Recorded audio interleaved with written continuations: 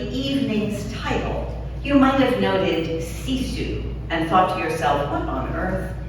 And I don't want to spoil any of the tale to come, but I will share this with you, that Sisu is an aspect of the Finnish national character. It's a quality that they're very proud of, that is, gosh, it's grit and tenacity and determination, all in the face of enormous obstacles, usually executed with stoic grace and resoluteness. Sisu. To put this story in context, I show you a few pictures of the house that I grew up in and my mom as a young woman. Before I get started, here's a little question. Is there anybody here who's Finnish or Finnish adjacent? I'm safe. So, in the spring, I think it's April, the UN puts out a report as to the happiest people in the world. And for the manyth time, it's Finns. Now, I tell you, this is a head scratcher for me. I mean, I was brought up around Finns, and I know them to be tenacious. I know them to be never give up types. But you know what? And in fact, it's part of a culture, as Kim said earlier. It's just part of the Finnish culture, and they have a word for it, Sisu. And Sisu roughly translates into, I can take it all. You know, I can take it all. So my mom was a Finnish immigrant. Young girl, comes from Finland, and she was Sisu personified. My dad died, left her with 4 boys from 11 to 5, absolutely no money, and she refused to take welfare. There was no welfare in her program. And she heroically raised us, despite challenges with health, challenges with employment. And you know, despite the fact that she lost 2 of her 4 boys before they were 25, she went on to live to 93, joyfully, as a poet, a potter, a spiritual seeker. You know, my mom, she's not a complainer. She's just not a complainer. And she taught us, by just watching her, that the way to deal with adversity was to face it head on. So what happened to me? I mean, I was born thinking I was a victim with the question, why me? And I just felt that I was one down, the deck is stacked, and so, you know, there's good news to being a victim, in a way, because what happens is when you're one down, you're going to get one up. So it juices up your adrenaline, causes you to go at it, and I went at it. You know, I got into a good graduate business school, got promoted lots of times, and I was really cooking, you know. And then I got into my early 40s, and I had what would have to be known as an adrenaline crash. This is the wipeout. And I had to come to grips with the fact that I was one unhappy guy. And you know, kind of typical of this, and maybe some of you have lived in New York City. One night, let me just back just a second. In those days, I had a very simple prayer. And my simple prayer was, God, give me a break. So here I am at the Empire Diner, which is 10th Avenue, 22nd, 23rd Street. And it's raining, and I probably had a few too many cocktails. And I'm trying to get a cab. And there's no cab. They wouldn't stop. And I finally take my umbrella and I shake it at the sky and I say, God, just this one time, give me a blanking break. People outside, they're laughing. They think this is high-level amusement. Well, you know, when you're looking at the world through victim glasses, it's a 24/7 challenge. They're out to get you. And that probably contributed to my increasing my consumption of alcohol, which didn't really help too much. And somebody said to me, kind of a wise fellow, he said, you know, Jim, it might get a little better if you stop drinking.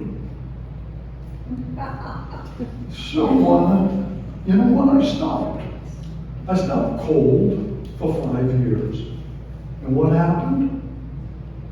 It got absolutely worse. It got absolutely worse. So what did I do? I went back to drinking.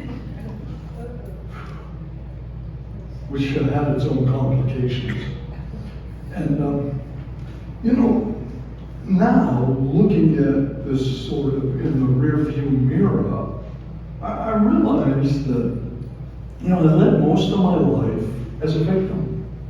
And when you're a victim, you're constantly on the defensive. Now, the problem with being on the defensive is some other people see it as the offensive. And then you get into a little spin of who's the real victim here. And this is not a good place for an alcoholic in the tit-for-tat world. So I finally realized I'm in serious trouble here. And I don't have enough Sisu to pull this out by myself. So you know what? I surrender, as they say in the program.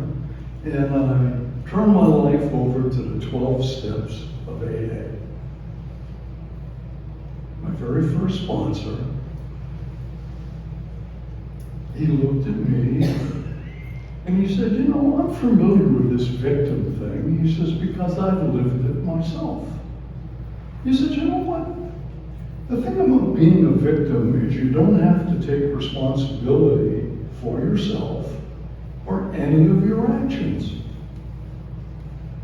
Well, I did not like the way that sounded, but it certainly resonated.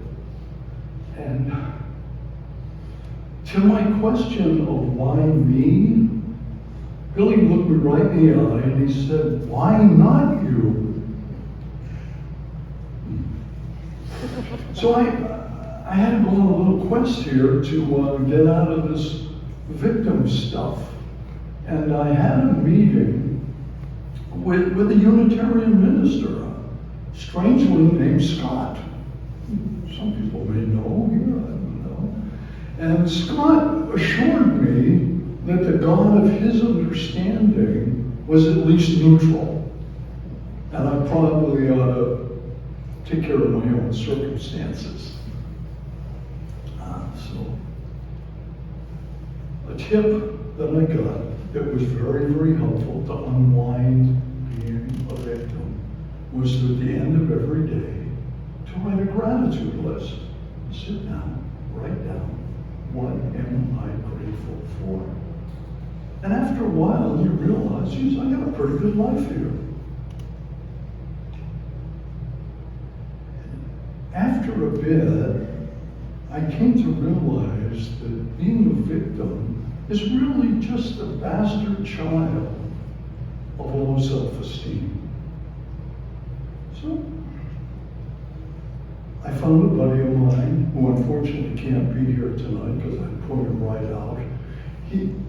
We decided, because he has the same issues that I do, we decided that what we do is we would text each other 5 things every day. First thing, what did we do for self-care? Second thing, what did we do to be of service? The third thing, what were we successful at? The fourth thing is what delighted us. And the fifth thing is, what did we do for fun? What did we do for fun? Because when you're a victim, you resent everything. You don't have any fun. What did you do for fun? So, it helps. But I'll tell you, occasionally the victim guy, you know, you're on the telephone with a person that speaks English different than you do in some foreign land about your printer, you know. So this victim stuff creeps in, and I have to stop and say to my friend, the victim, hey, thank you for all you did for me, but I think it's time for you to get out of here, to leave. Now, I've changed my prayer. Every morning I say, Great Spirit, help me find my way into the flow of life. Relieve me of the burden of self. And help me behave in such a way that I don't disrupt the flow of life. Trying to learn to live life on life's terms and understand it's just not all about me. It's just not all about me. Now, I've come to believe that happiness and resilience aren't just a mindset. They're an everyday practice of acceptance. And the reason that I think that Finns are the happiest people in the world is for a couple of things. One, they're looking at life square in the eye, and they've got Sisu. They believe optimistically that they can work through it and get through it. Thank you. That's my victim story.